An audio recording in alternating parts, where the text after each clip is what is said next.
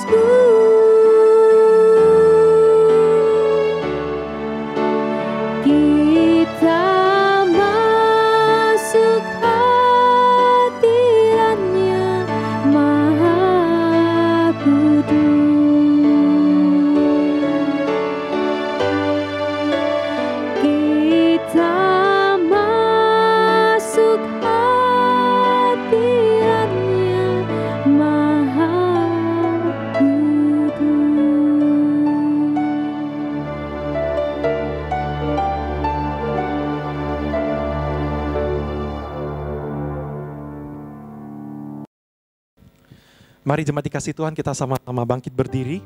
Kita akan memulai kembali ibadah pada hari ini. Dan mari kita boleh memfokuskan hati pikiran kita kepada Tuhan. Dan kita meminta pertolongan daripada Tuhan. Ibadah ini kita mulai oleh pertolongan dari Allah Bapa, Putra, dan Roh Kudus. Kiranya kasih karunia dan damai sejahtera dari Allah Tritunggal memimpin menyertai jalannya ibadah ini dari awal, pertengahan, hingga akhirnya. Amin. Saudara, hari ini kita kembali bersama-sama datang beribadah kepada Tuhan. Saya mau mengajak setiap kita, mungkin di tengah situasi yang tidak menentu ini, di tengah kasus COVID yang meningkat ini, tapi saya mau mengajak kita saat ini, yuk kita sekarang mau fokus kepada Tuhan. Kita mau fokus kepada kebesaran Tuhan, kepada Tuhan yang sangat mengasihi kita dan yang juga terus ada bersama-sama dengan kita di masa-masa seperti ini. Saya mau ajak kita menyanyikan lagu Besar Allahku. Sama-sama katakan, besar, besar Allahku. Besar Allahku. Mari nyanyikan, nyanyikan besar Allahku, selamanya besar dan ajaib. Tuhanku besar Allahku, besar Allahku,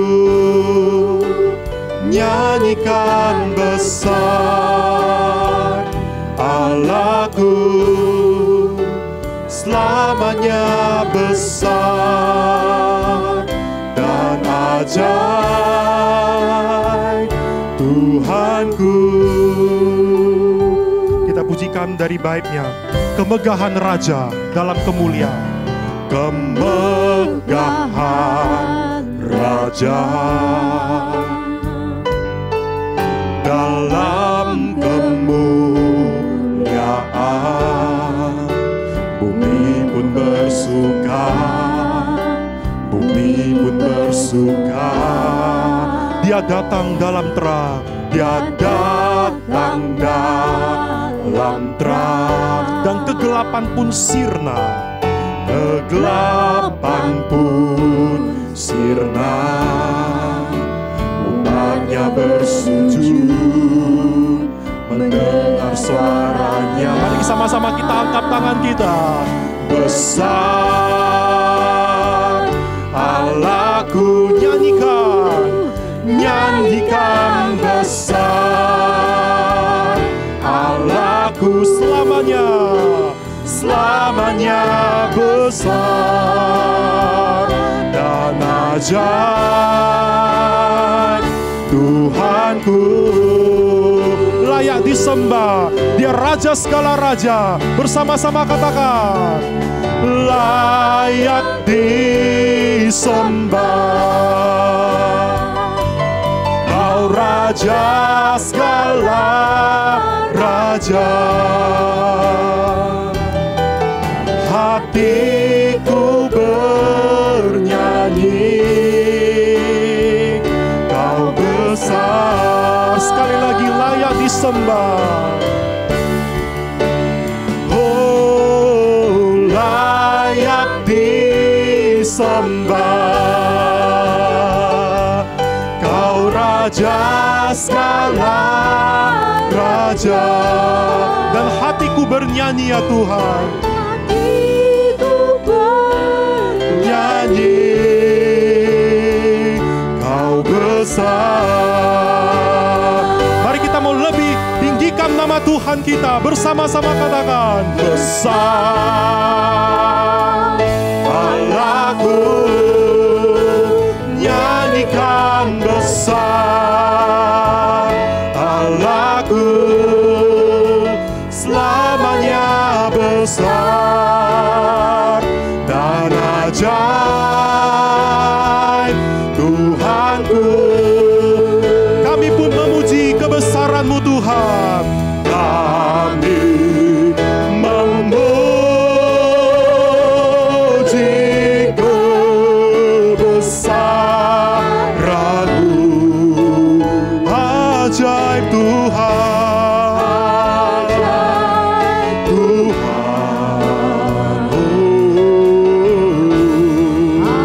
ajaib Tuhan. Kami memuji,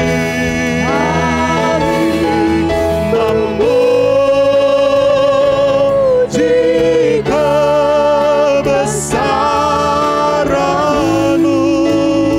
Katakan ajaib Tuhan, ajaib Tuhan, ajaib Tuhan, Tuhan. Kami memuji kebesaran-Mu, ajaib Tuhan.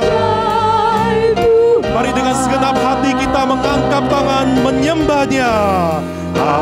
Ajaib Tuhan, kami memuji, memuji kebesaran-Mu.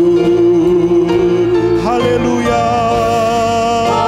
Ajaib Tuhan, ajaib Tuhan,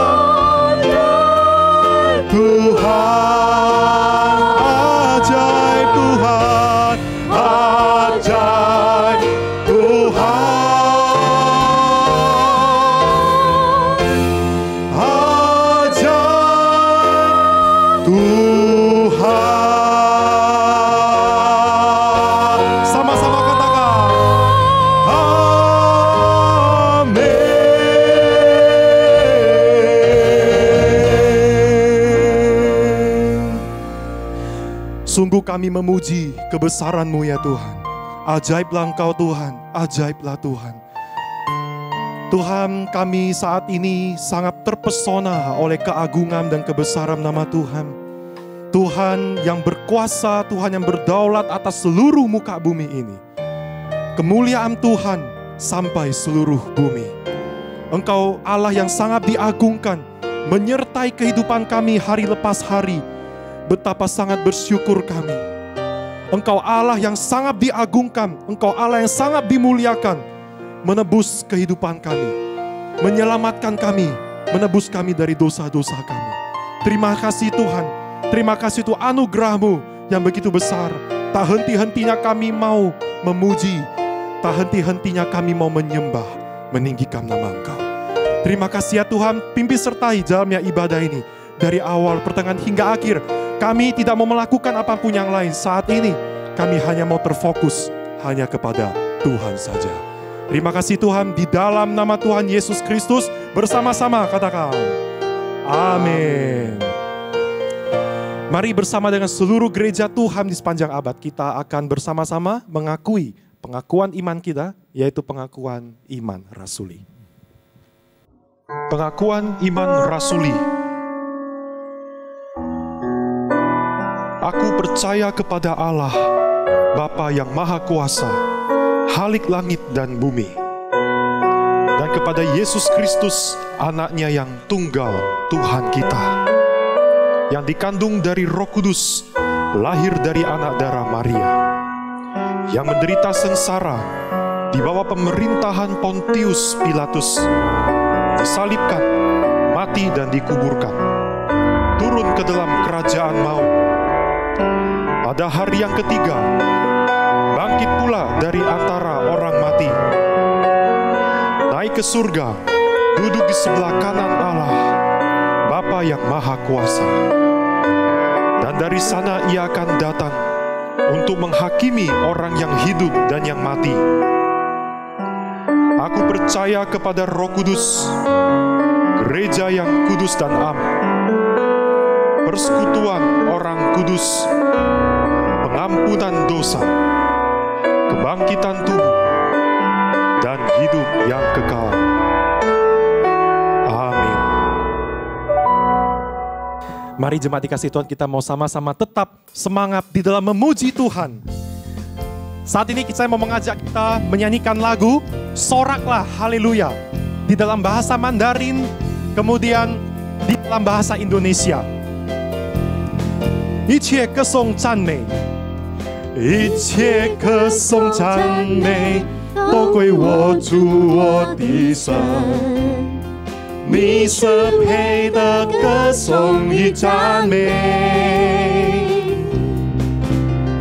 我们高声呼喊，高主耶稣之名，哈利路亚！赞美主，哈利路亚！赞美主，哈利路亚！哦，赞美主，哈利路亚！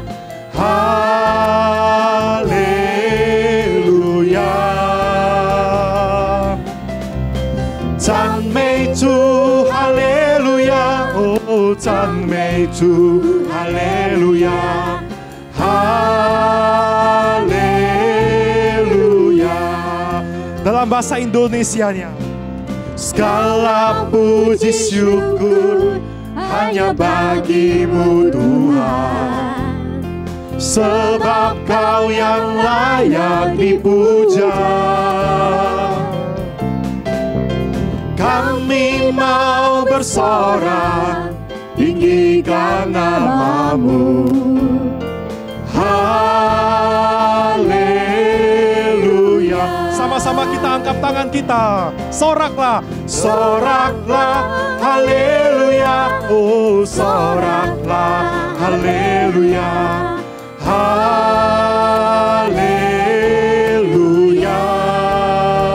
Oh, oh, oh, oh. Soraklah, haleluya. Oh, soraklah, haleluya. Haleluya. 赞美美主，哈利路亚！赞美主，哈利路亚！赞美主，哈利路亚！哈利路亚！赞美主，哈利路亚！赞美主，哈利路亚！Haleluya. Sekali lagi dalam bahasa Indonesia, soraklah, soraklah, haleluya, soraklah, haleluya, haleluya.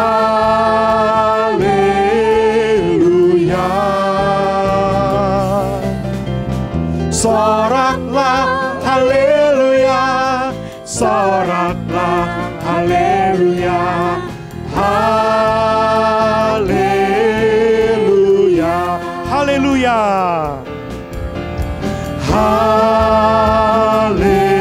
haleluya. Sekali lagi haleluya, haleluya. Mari kita berikan sorak-sorai bagi Tuhan Yesus Allah kita. Haleluya. Mari saudara, saat ini kita akan bersama-sama mendengarkan firman Tuhan. Saya mau ajak kita tetap percaya kepada Tuhan, bahwa di masa-masa yang tidak mudah seperti ini, ada tangan Tuhan yang memegang tangan kita melewati segala persoalan yang berat ini. Mari kita boleh mengarahkan terus hati pikiran kita kepadanya. Saya mengajak kita nyanyikan pujian Qian wo de shou, tuntun tanganku, di dalam bahasa Mandarin dulu, kemudian nanti kita akan memujikan di dalam bahasa Indonesia. 牵我的手，我的主啊，牵我的手，我的主啊，求你别离开我。这条路我还要走，我需要你来作伴。牵我的手，牵我的手，我的主啊，求你别离开我。有时我会怕，有时不知如何走，有时好像听不到你声音。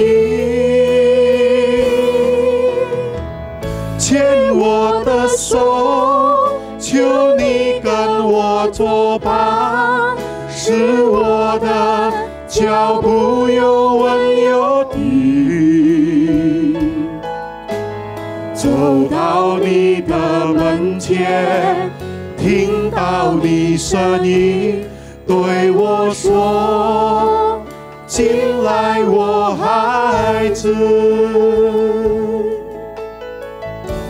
Dalam bahasa Indonesia, oh Tuhanku, oh Tuhanku, tuntun daku, jangan kau tinggalkanku.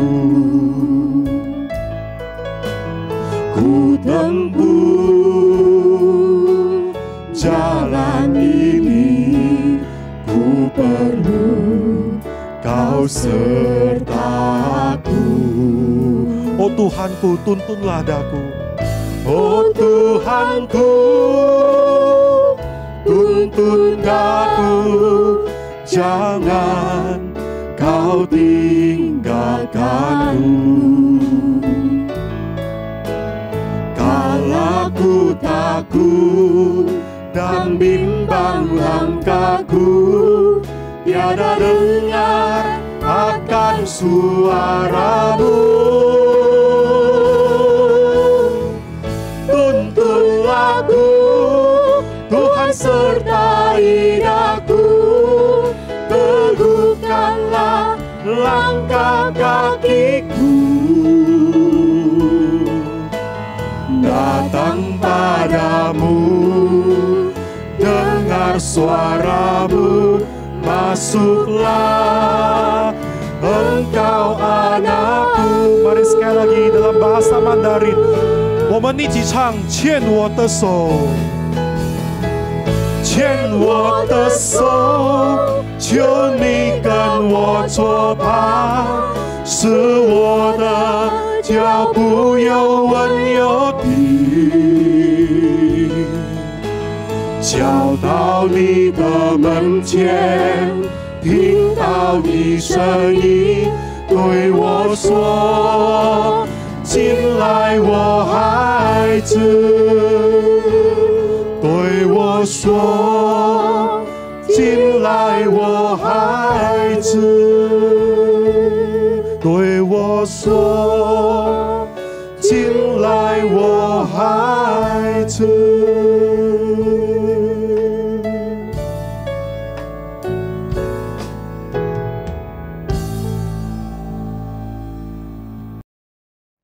Selamat pagi Bapak Ibu Saudara sekalian yang dikasihi oleh Tuhan. Bersyukur hari ini kita semua boleh hadir dalam kebaktian pada pagi hari ini. Meskipun lewat virtual, bersyukur kita masih diberi kesempatan untuk merenungkan firman Tuhan. Dan sebelum kita mau memasuki perenungan firman Tuhan, marilah kita berdoa terlebih dahulu.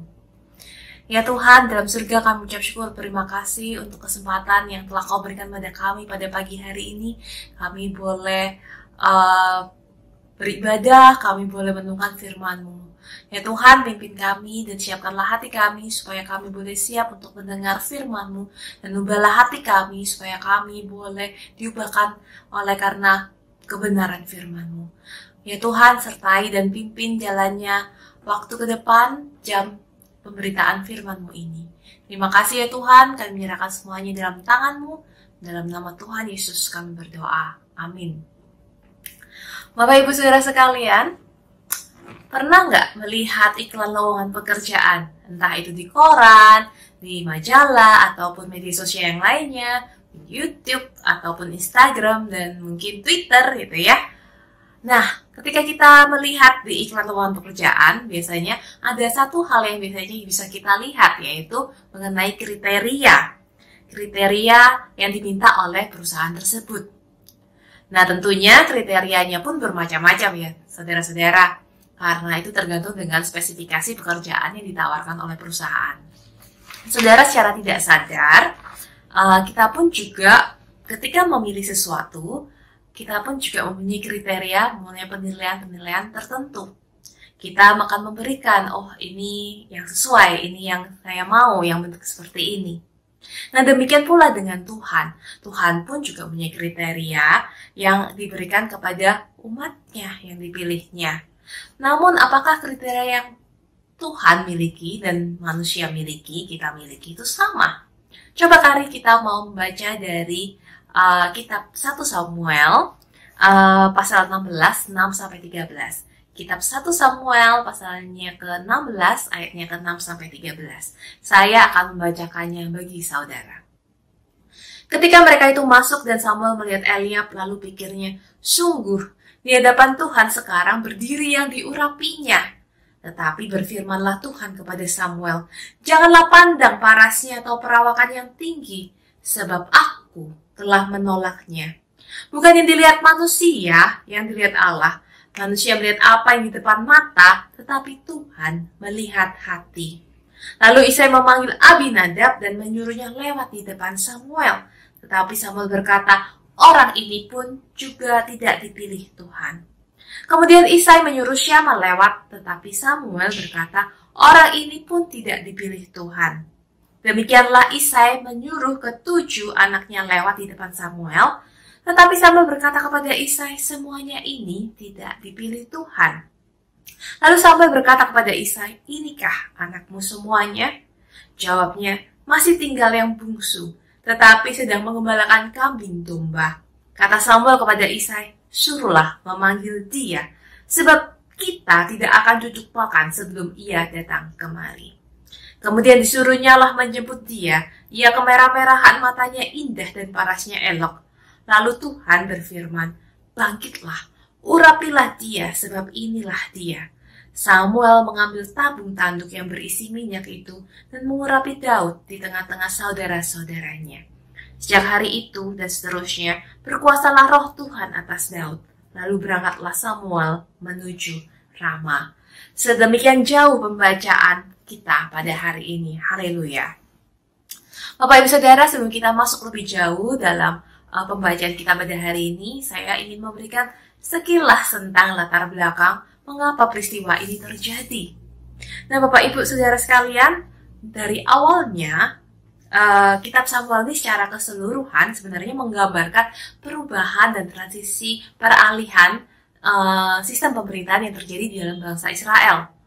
Nah, dari awalnya pemimpin yang memimpin bangsa Israel ini dipimpin secara langsung oleh Allah melalui para hakim-hakimnya.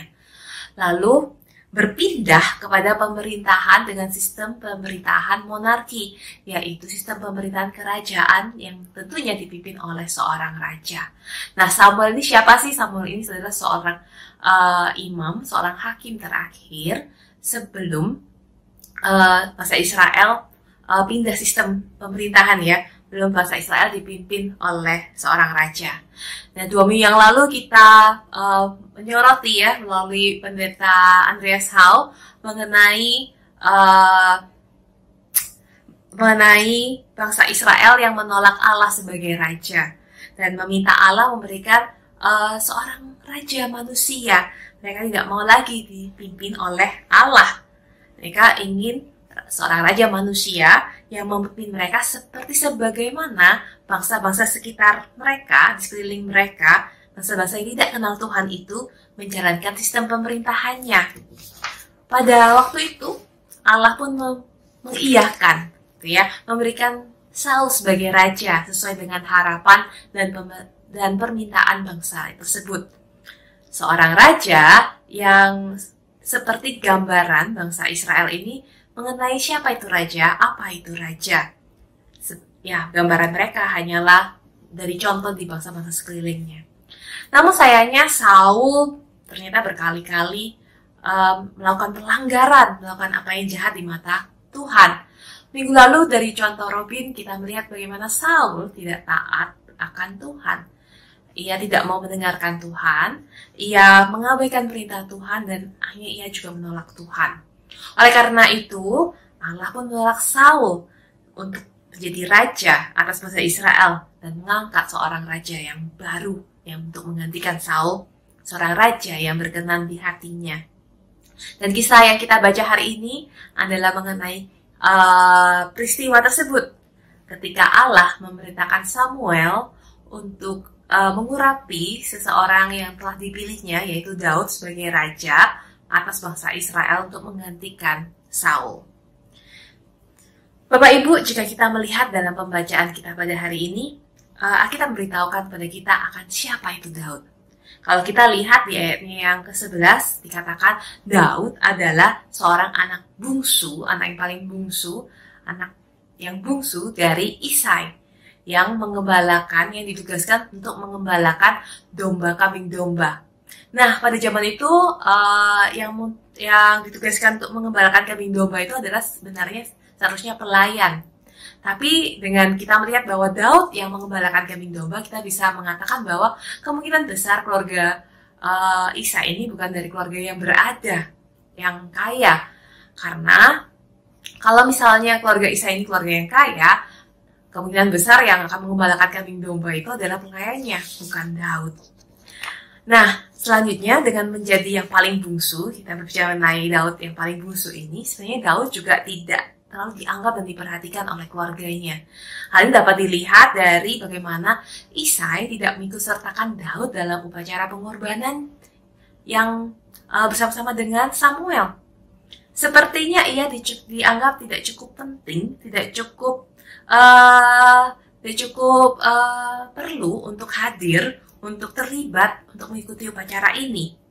Dan Daud pun baru muncul setelah Samuel bertanya kepada Isai, apakah ada yang lainnya, ada anak yang lainnya? Barulah Isai menjawab, oh ya, ada anak yang bungsu, tetapi sedang mengembalakan kambing domba. Bahkan Isai pun di sana tidak menyebutkan nama Daud. Nama Daud baru muncul ketika Samuel akan mengurapinya. Nah, budaya pada masa itu memang melihat bahwa anak laki-laki yang sulung lebih dipandang, lebih istimewa daripada anak laki-laki yang bungsu. Anak laki-laki sulung diharapkan dan dipersiapkan untuk menggantikan ayahnya. Sebenarnya kalau dipikir-pikir, Bapak Ibu Saudara, ini seperti budaya Tionghoa ya, ataupun budaya-budaya Timur lainnya yang cenderung mengutamakan anak laki-laki sulung, gitu ya. Anak laki-laki terutama anak laki sulung. Nah, mari kita masuk dalam segi penampilan Daud. Di ayat 12 pun mencatat bahwa penampilan Daud itu kemerah-merahan, parasnya elok, matanya indah. Nah, tapi menariknya di sini kita mengontraskan dengan karakteristik penampilan luar perawakan kakaknya yang dikatakan tinggi dan dianggap perkasa.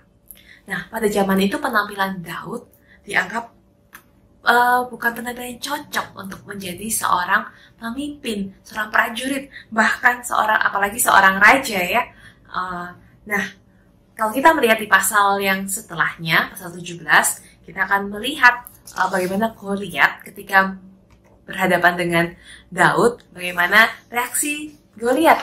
Goliat ketika melihat malah mentertawakan, mengolok-olok Daud karena perawakannya. Bahkan meremehkan Daud. Dia pikir, anak sekecil itu, orang sekecil itu mana bisa sih ngalahin aku, gitu ya.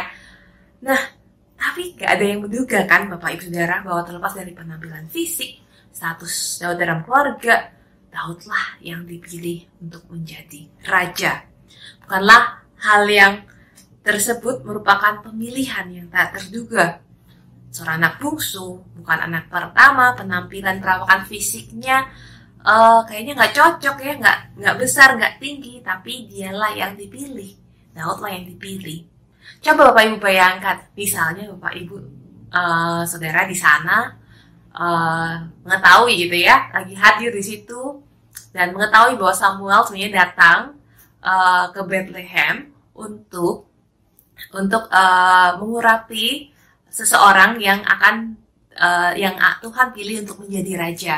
Dan ketika Samuel mengurapi Daud, mungkin kita akan berpikir, kenapa Daud yang dipilih ya? Kenapa Daud yang perawakannya begitu, yang kayaknya nggak cocok dan nggak meyakinkan untuk jadi raja, dipilih dan diurapi? Mendingan kakaknya diurapi. Penampilannya sudah seperti prajurit. Seperti yang kita tahu ketiga kakak Daud yang pertama itu mengikuti Saul, menjadi prajuritnya Saul dalam beberapa peperangan gitu ya. Pasti kita akan bertanya-tanya, kenapa kok Daud, kenapa kakak-kakaknya yang sudah jelas terlihat di depan. Nah, saudara-saudara, ketika Samuel juga sedikit terjebak ketika melihat tampang Eliab, Tuhan tuh menegur Samuel, ya. Samuel bukan yang dilihat Allah, dilihat manusia yang dilihat Allah. Manusia melihat apa yang di depan mata. Di depan mata di sini berbicara mengenai apa sih yang dapat dilihat dengan mata. Mata hanya dapat melihat hal-hal yang eksternal. Mungkin perawakan kita, penampilan orang lain ya. Kalau kita melihat ke orang lain ya. Perawakan orang lain, mungkin gaya rambut, ataupun raut muka, ataupun penampilan kita. Itulah yang dapat kita lihat dengan mata kita. Nah, ketika merenungkan firman Tuhan ini, ketika saya merenungkan tentang Daud ini, ketika Daud juga tidak dilihat cocok untuk menjadi raja, ini mengingatkan saya kepada penolakan yang orang-orang Yahudi berikan kepada Tuhan Yesus. Karena apa? Karena penampilan Tuhan Yesus juga yang dianggap tidak sesuai, tidak seperti apa yang mereka harapkan, dan bayangkan bagaimana seorang raja, penampilan seorang raja yang mereka tahu, mereka dijanjikan akan datang seorang raja. Mereka menolak Tuhan Yesus karena mereka pikir seorang raja kok seperti itu penampilannya. Itu bagi seorang Yahudi merasa itu bukan penampilan seorang raja. Bapak Ibu, tidak dapat dipungkiri manusia cenderung melihat penampilan luar, melihat apa yang ada di depan mata. Suatu waktu jauh sebelum pandemi, saya menyempatkan waktu untuk bertemu dengan teman-teman saya di sebuah kafe. Bertemu kangen ya, karena udah lama nggak ketemu.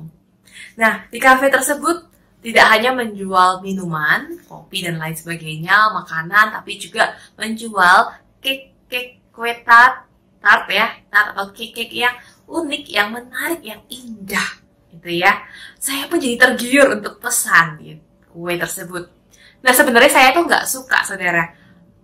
Kue-kue nggak terlalu suka. Saya sih biasanya nggak akan mencari kue-kue tersebut gitu ya. Meskipun gimana saya nggak terlalu suka. Tapi ketika melihat kue-kue ini, saya tergiur untuk pesan. Saya tergiur untuk mencobanya.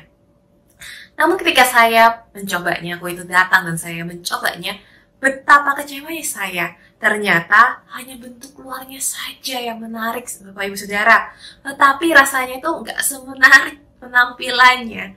Rasanya itu tidak seindah yang saya bayangkan ya, nggak sesuai dengan apa yang di depannya. Bapak Ibu, saudara sekalian, seringkali penampilan, perawakan, paras yang menarik, status sosial yang tinggi, status ekonomi yang tinggi cenderung lebih dihargai dan dihormati dibandingkan orang-orang ataupun barang-barang yang mempunyai penampilan luar yang kurang menarik. Manusia seringkali terjebak dalam hal seperti ini. Nampaknya bagi manusia apa yang terlihat di luar, apa yang terlihat di depan mata itu merepresentasikan apa yang ada di dalamnya. Nah, kita juga tidak jarang mendengar berita-berita tentang pembulian yang terjadi karena penampilan luar mereka. Seperti satu berita belakangan ini yang kalau Bapak Ibu mengikuti ya, ada berita tentang seorang ibu netizen gitu ya, yang menghujat atau mengatakan hal-hal yang tidak baik mengenai seorang balita yang adalah anak seorang artis. Nah, ibu itu mengatakan bahwa anak itu kurang gizi dan diberikan label-label yang kurang baik oleh ibu itu. Karena apa? Karena dia melihat dari penampilan luar anak tersebut. Badannya yang kecil, rambutnya yang tidak hitam, yang tipis, yang kurang baik. Padahal sebenarnya belum tentu anak tersebut itu kurang gizi. Mungkin saja ada faktor-faktor genetik yang menyebabkan kondisi anak tersebut terlihat demikian. Namun, demikian yang terjadi di dunia ini. Memang tidak semua yang terlihat baik, yang terlihat indah, penampilan yang baik itu dalamnya jelek. Tapi bukankah manusia sadar ataupun tidak sadar cenderung untuk menjadikan penampilan di luar, apa yang di depan mata itu sebagai acuan untuk menilai segala sesuatu. Firman Tuhan hari ini mengingatkan kita bahwa ternyata apa yang di depan mata itu bukan menjadi yang utama, bukan hal yang harusnya menjadi acuan. Buktinya pemilihan Daud, Tuhan tidak melihat segala sesuatu dari penampilan luarnya. Maka dari itu Bapak Ibu Saudara, janganlah kita menilai manusia dan segala sesuatu yang ada hanya dari penampilan saja. Mereka juga mau melihat dan mengenal orang lain tuh lebih dalam lagi sifat dan karakter mereka. Mungkin ketika kita bertemu dengan orang yang baru saja kita ketemui, mungkin di gereja ya, jemaat yang baru saja datang, orang baru, janganlah kita buru-buru menilai mereka hanya dari penampilan mereka. Tapi berilah waktu untuk mengenal mereka lebih baik, mengenal mereka lebih dalam sikap dan karakter mereka. Seperti kata pepatah, tak kenal maka tak sayang. Nah, Bapak Ibu, jika kita melanjutkan kalimat terakhir dari ayat 7, kita akan menemukan apa sih yang Tuhan lihat ketika melihat seseorang. Ya, Tuhan mengatakan bukan apa yang di depan mata yang penting, tetapi apa yang ada di dalam hati.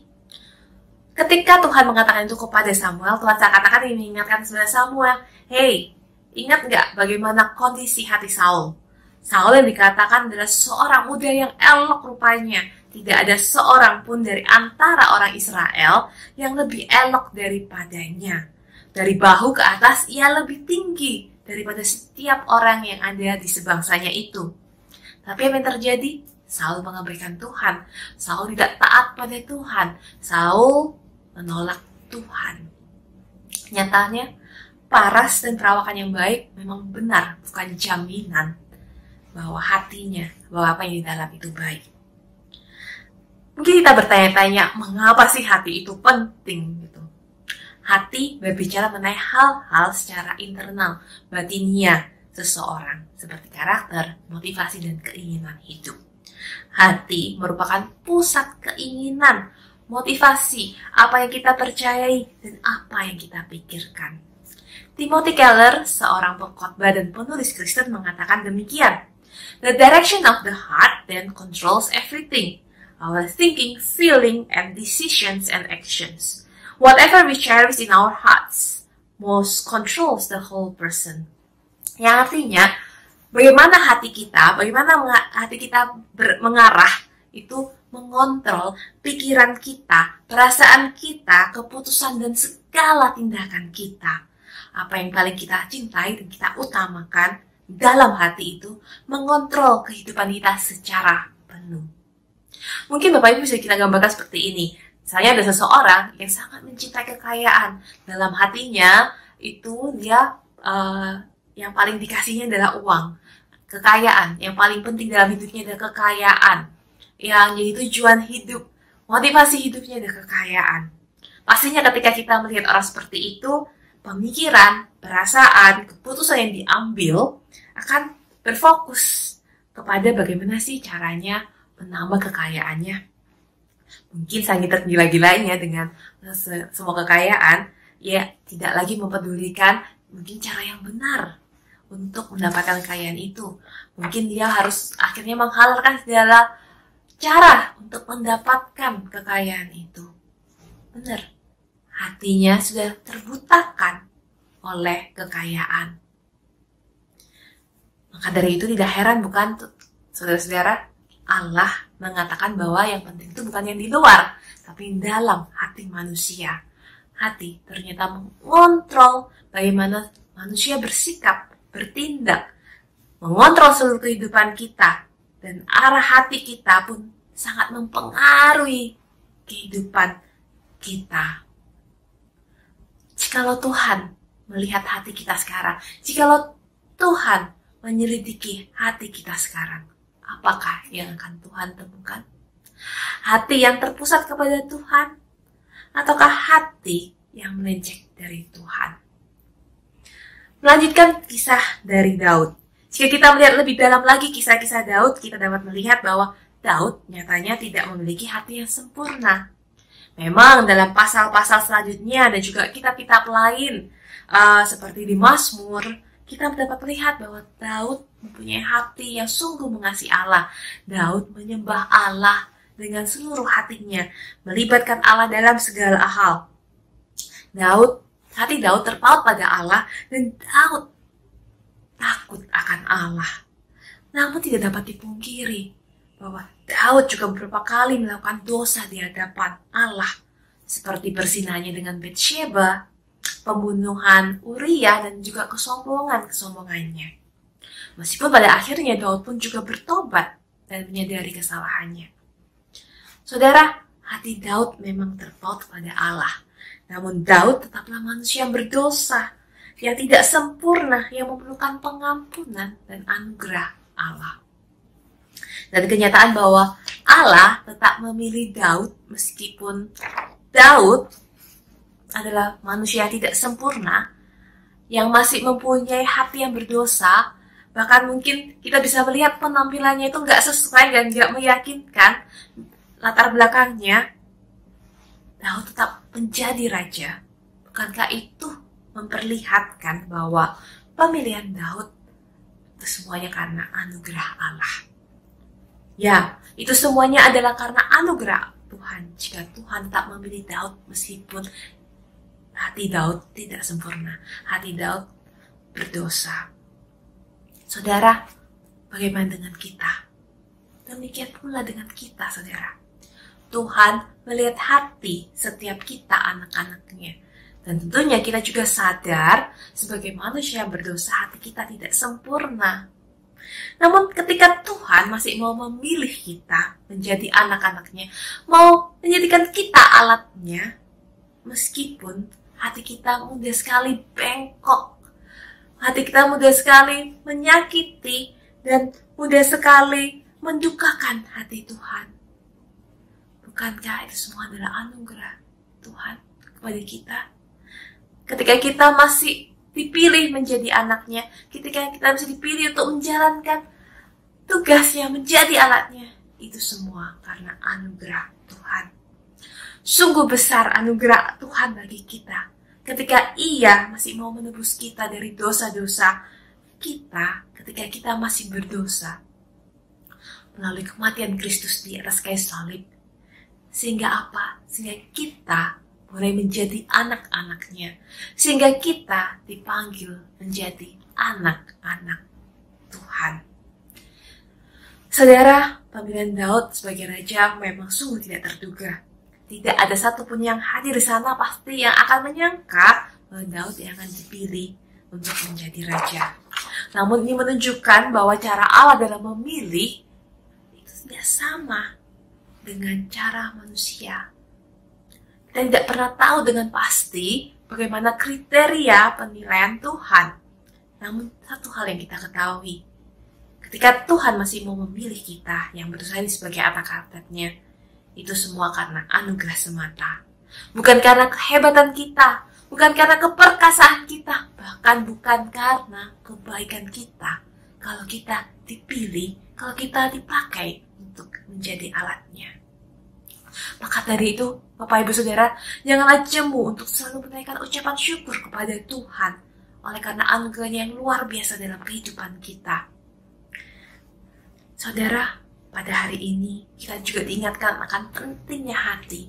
Tuhan tidak melihat apa yang di luar, tapi Tuhan melihat hati. Tuhan melihat dan menghendaki setiap kita memiliki hati yang terus terpaut kepada Tuhan, hati yang terus berfokus kepada Tuhan, hati yang terus tertuju kepada Tuhan.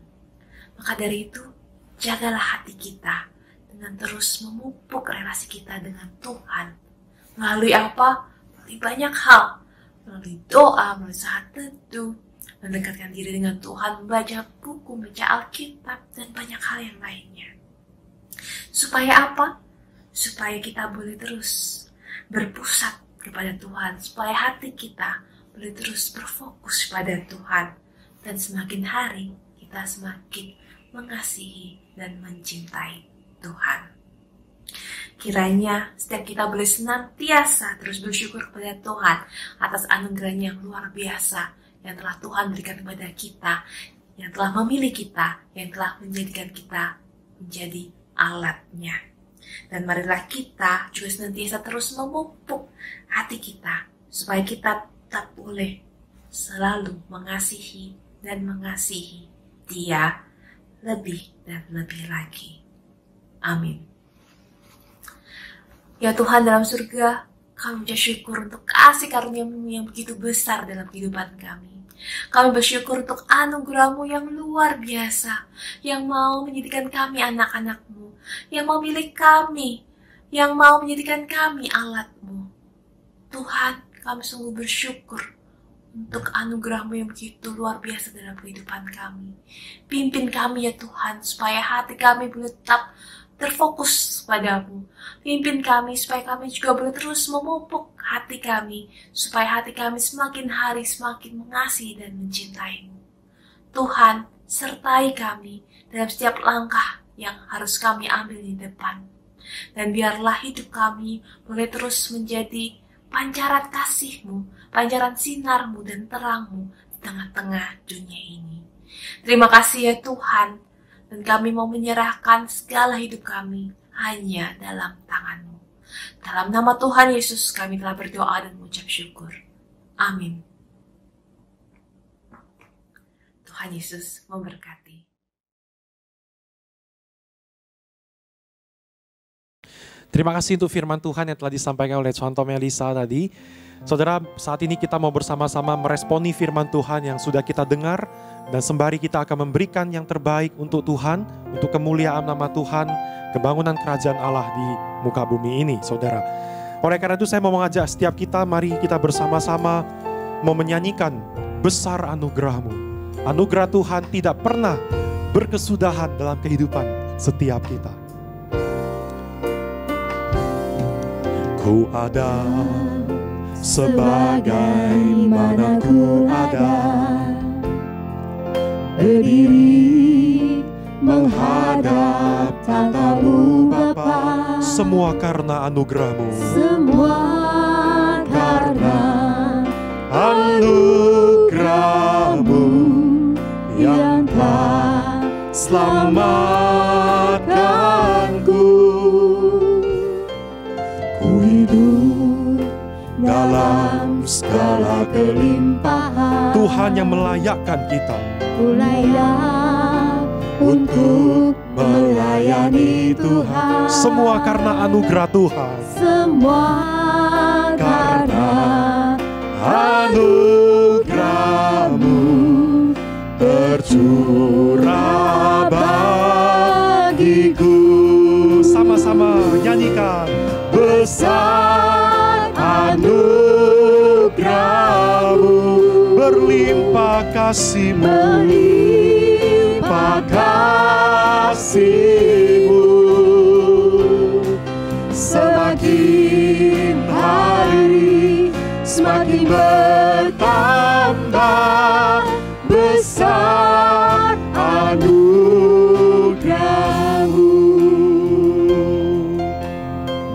Ku ada sebagaimana ku ada. Ku ada sebagaimana ku ada,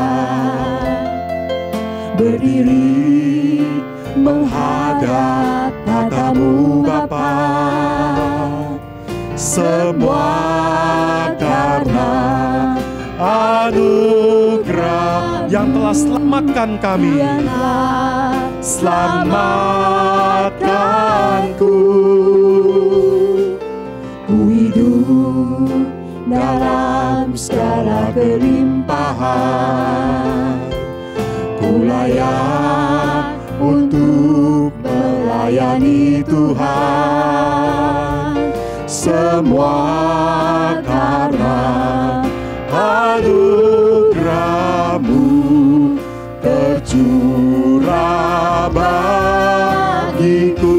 Bersama-sama angkat tangan kita. Besar anugerah-Mu, berlimpah kasih-Mu. Semakin hari semakin bertambah besar anugerah-Mu. Besar anugerah-Mu ya Tuhan. Besar anugerah-Mu, berlimpah kasih-Mu. Semakin hari semakin bertambah besar anugerah-Mu.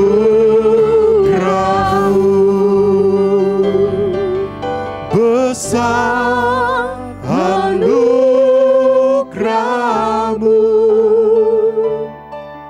berlimpah kasih-Mu. Semakin hari semakin hari semakin bertambah besar anugerah. Sekali lagi dengan ucapan syukur. Anugerah-Mu, berlimpah kasih-Mu, berlimpah kasih-Mu. Semakin hari semakin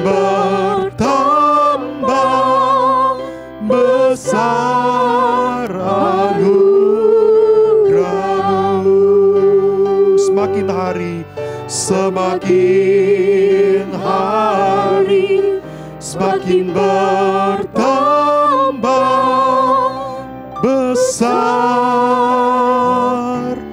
anugerah-Mu.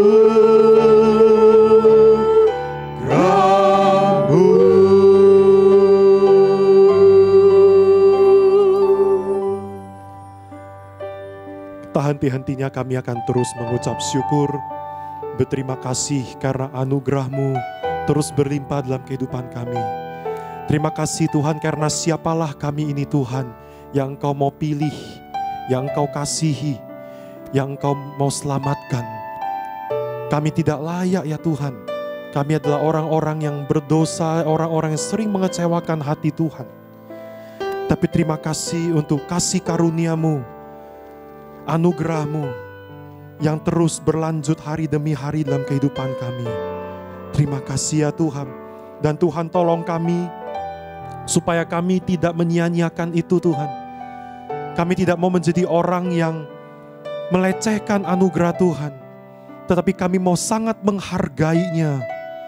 Allah Roh Kudus boleh mampukan kami supaya hidup kami dari hari ke hari juga boleh semakin mengasihi Tuhan, semakin berubah, semakin menyenangkan hati Tuhan.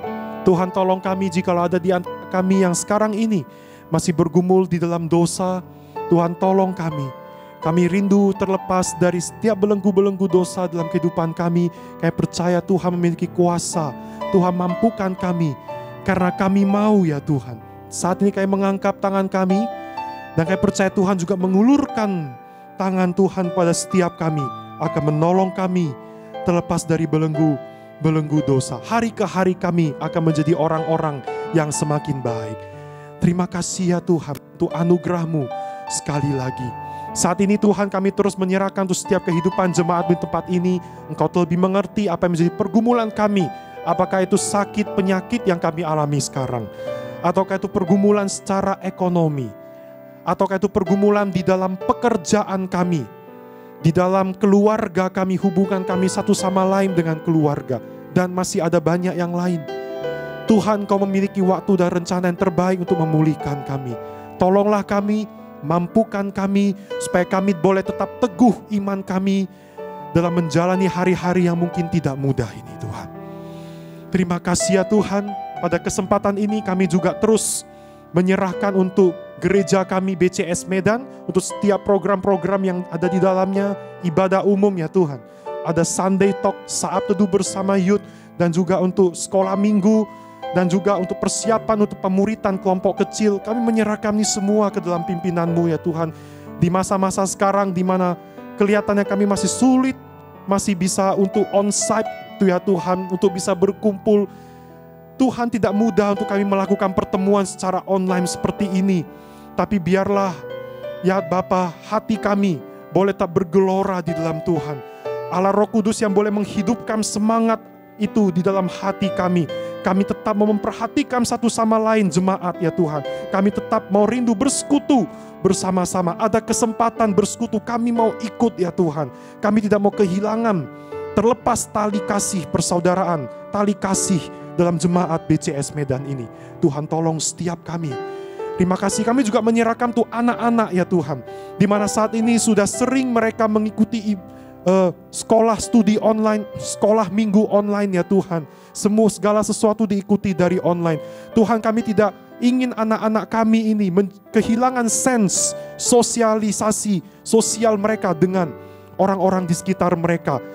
Ya Tuhan, kiranya Engkau juga boleh menolong tuh para orang tua untuk mendidik anak-anak supaya mereka boleh tetap memiliki sense untuk bergaul dengan orang-orang yang ada di sekitar mereka di masa-masa seperti ini Tuhan. Biarlah mereka juga tidak kehilangan sense untuk beribadah di gereja nantinya. Tuhan, sertai para orang tua untuk dapat mendidik, memberitahu anak-anak dengan baik.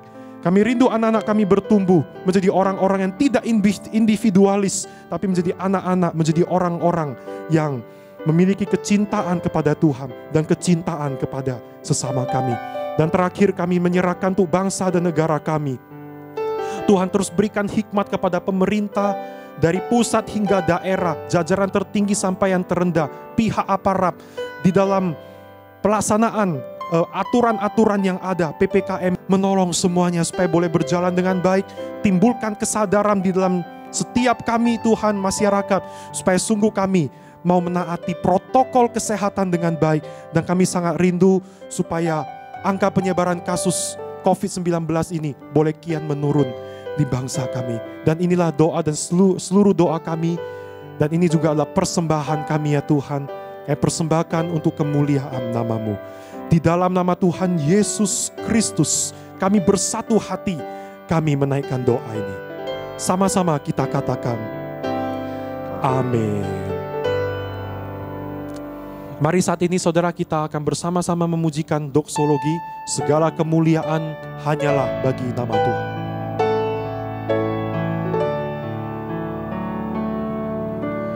Puji Allah Bapa Putra, puji Allah Roh Kudus, ketiganya yang esa.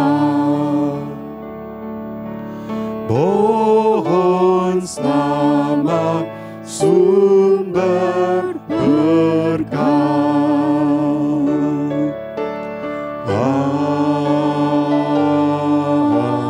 Amin. Terima kasih ya Tuhan untuk ibadah yang kami boleh ikuti hari ini. Puji-pujian yang kami naikkan, firman Tuhan yang telah kami dengar, biarlah itu boleh menjadi kekuatan dalam kehidupan kami, khususnya untuk 1 minggu ke depan ini ya Tuhan. Biarlah kami boleh tetap terus mengingat anugerah Tuhan di dalam kehidupan setiap kami.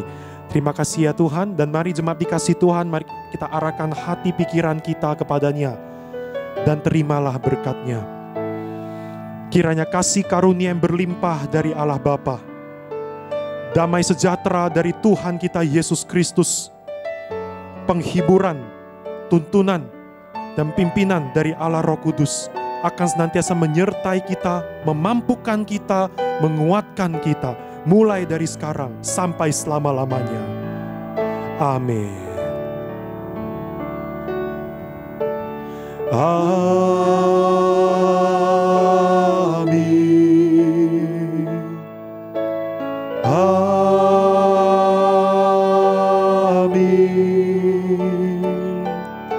Amin.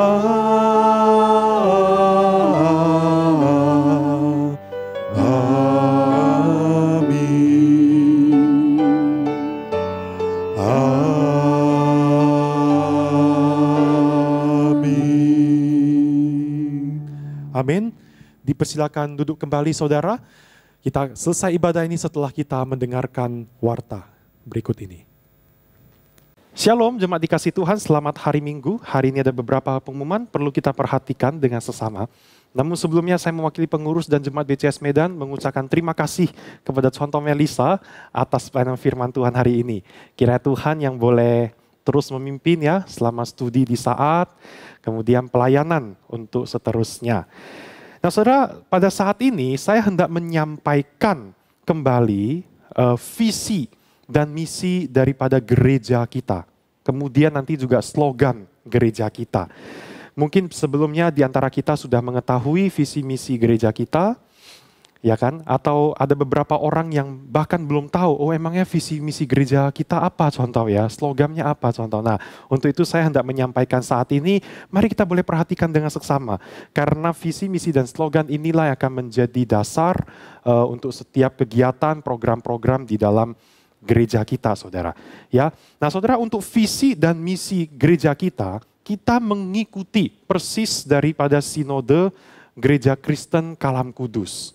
Ya, nah seperti yang saudara-saudara bisa saksikan saat ini, visi gereja kita, saudara, yang mengikuti visi sinode GKKK adalah terbangunnya keluarga Allah yang hidup dalam firman dan menjadi berkat bagi dunia. Jadi ada unsur kekeluargaan, kemudian hidup dalam firman dan menjadi berkat bagi dunia. Ini akan kita kejar sama-sama. Kemudian misi daripada gereja kita yang juga mengikuti sinode, saudara bisa kita persingkat, nomor 1 penginjilan, yang nomor 2 persekutuan, nomor 3 penyembahan, yaitu ibadah, nomor 4 pembinaan, nomor 5 pelayanan, nomor 6 regenerasi atau pengadiran. Saudara, ke-6 hal ini kita lakukan dan ada beberapa yang akan hendak kita itu lakukan, saudara. Sehingga misi ini semua bisa tercapai di dalam gereja kita. Nah, saudara, untuk mempermudah ini semua, saudara, kita Gereja Kristen Kalam Kudus BCS Medan, kita mempunyai slogan sendiri. Nah, slogan kita ini, saudara, tentu adalah bagian daripada visi besar dari Sinode Gereja Kristen Kalam Kudus. Dan juga slogan ini mencerminkan warna daripada gereja kita, BCS Medan. Ya, seperti saudara bisa saksikan, dan inilah saudara slogan daripada BCS Medan. Sama-sama baca saudara ya. 1, 2, 3. Menjadi komunitas yang bertumbuh dan aktif menjangkau. Ya, saudara, komunitas menggambarkan kekeluargaan. Kita harus bertumbuh, bertumbuhnya yang melalui ibadah, Sunday talk, nanti juga ada kalau ada kelompok kecil, ya kan. Dan kemudian aktif menjangkau. BCS Medan didirikan sejak awal adalah untuk menjangkau orang-orang perantauan, anak-anak muda, dan juga orang-orang di dalam marketplace. Oleh karena itu saya rindu mengajak setiap kita, mari pengurus, mari jemaat BCS Medan, kita mau mengejar ini, saudara ya.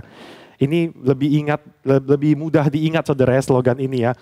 Menjadi komunitas yang bertumbuh dalam firman, makin serupa Kristus, dan kita mau semakin aktif menjangkau orang untuk beribadah di gereja, ya saudara ya. Mari, oke, itu saudara, saya mau terus mengajak setiap kita menghidupi slogan ini. Nanti ini akan di-share di grup, kemudian akan di-share di berbagai platform media sosial lainnya. Kita terus dukung dalam doa sehingga BCS Medan boleh sungguh mencapai apa yang menjadi visi daripada gereja kita ini. Kemudian saudara, pada malam hari ini kita akan ada webinar kesehatan yang secara khusus membahas tentang COVID varian baru. Kita tahu bahwa COVID varian baru ini semakin banyak jenisnya, yang gak habis-habisnya rasanya ya. Dan kita perlu mengenali setiap varian baru itu mempunyai ciri khasnya masing-masing untuk supaya kita bisa lebih mewaspadai diri kita. Ya saudara, nanti malam Dr. Mutiara akan menyampaikannya jam 7:30 malam melalui aplikasi Zoom. Nanti link Zoom-nya akan dikirimkan sekali lagi ke dalam grup. Boleh ajak saudara, teman-teman gitu ya, terbuka untuk umum ya, untuk boleh ikut di dalam webinar kesehatan pada malam hari ini. Baik, kemudian yang terakhir saudara, ibadah kita minggu depan, tema ibadah kita adalah rekam jejak. Ya, rekam jejak. Maksudnya apa ya contoh? Ya, nanti ikut saja minggu depan saudara. Nanti contoh ini dari GKI Medan yang akan menyampaikan firman Tuhan pada setiap kita. Biarlah kita boleh tetap terus mempunyai hati yang rindu datang beribadah kepada Tuhan, mencari Tuhan dan menyembah Tuhan. Jam 10:30 melalui saluran channel YouTube Bread Community Service Medan. Baik saudara, demikian saja pengumuman dan warta pada hari ini. Saya terus mengajak setiap kita menjaga protokol kesehatan dengan ketat, tingkatkan imun tubuh ya saudara, dan yang paling penting terus jangan berhenti-hentinya berdoa, memohon belas kasihan Tuhan atas bangsa kita ini. Selamat hari Minggu, Tuhan Yesus memberkati setiap kita.